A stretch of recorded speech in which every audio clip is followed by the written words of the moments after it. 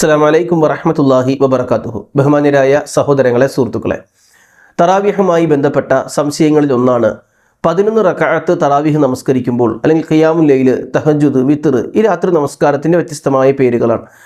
അങ്ങനെ രാത്രി നമസ്കാരം 11 റക്അത്ത് റസൂലുള്ളാഹി സ്വല്ലല്ലാഹു അലൈഹി വസല്ലമയുടെ ചര്യ അനുസരിച്ച് ചെയ്യുന്ന ഒരാൾ ഓരോ 2 റക്അത്ത് കഴിയുമ്പോൾ സലാം വീട്ടാറുണ്ട്.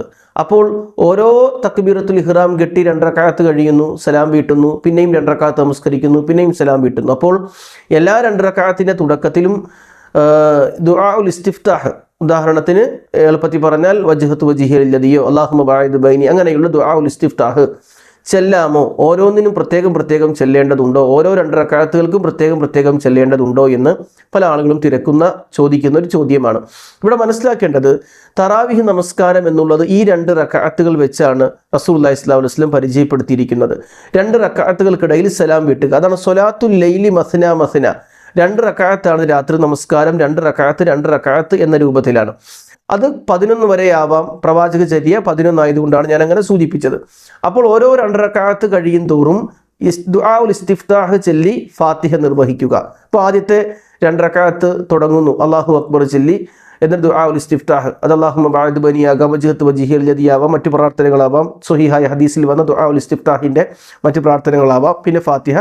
ഈ രൂപത്തിൽ ഈ ഓരോ 2 റക്അത്തുകൾക്കിടയിലും ആ ഒരു ശൈലി സ്വീകരിക്കണം എന്നുള്ളതാണ് പ്രമാണങ്ങളുമായി ബന്ധപ്പെട്ട് പരിശോധിക്കുമ്പോൾ കാണാൻ കഴിയുന്നത്. കാരണം 8 റക്അത്ത് ഒറ്റടിക്കല്ല നമസ്കരിക്കുന്നത്, 2 വെച്ചാണ്. അപ്പോൾ 2 റക്അത്ത് കഴിയുമ്പോൾ പിന്നെ തക്ബീറത്തുൽ ഇഹ്റാം കെട്ടി 2 റക്അത്തിലേക്ക് കടക്കുകയാണ്, അല്ലാതെ 8 റക്അത്ത് ഒരുമിച്ചല്ല. ഇപ്പോൾ ലുഹർ 4 റക്അത്ത് ഒരുമിച്ചാണ്. അതുകൊണ്ട് ലുഹറിൻ്റെ തുടക്കത്തിൽ ദുആഉൽ ഇസ്തിഫ്താഹ് മതി, ഇടക്ക് വേണമെന്നില്ല. കാരണം ഇടക്ക് ചെല്ലേണ്ട ആവശ്യമില്ല.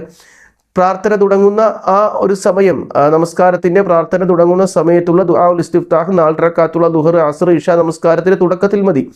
3 റക്അത്തുള്ള മഗ്രിബിൻ്റെ തുടക്കത്തിൽ മതി. പക്ഷെ 2 റക്അത്ത് വെച്ച് ചെയ്യുമ്പോൾ ഓരോ തക്ബീറത്തുൽ ഇഹ്റാമിന് ശേഷവും ദുആഉൽ ഇസ്തിഫ്താഹ് ചെല്ലണം എന്നുള്ളതിനാണ് പണ്ഡിതന്മാർക്കിടയിൽ വലിയൊരു വിഭാഗവും അഭിപ്രായപ്പെടുന്നതെന്ന് മനസ്സിലാക്കുക.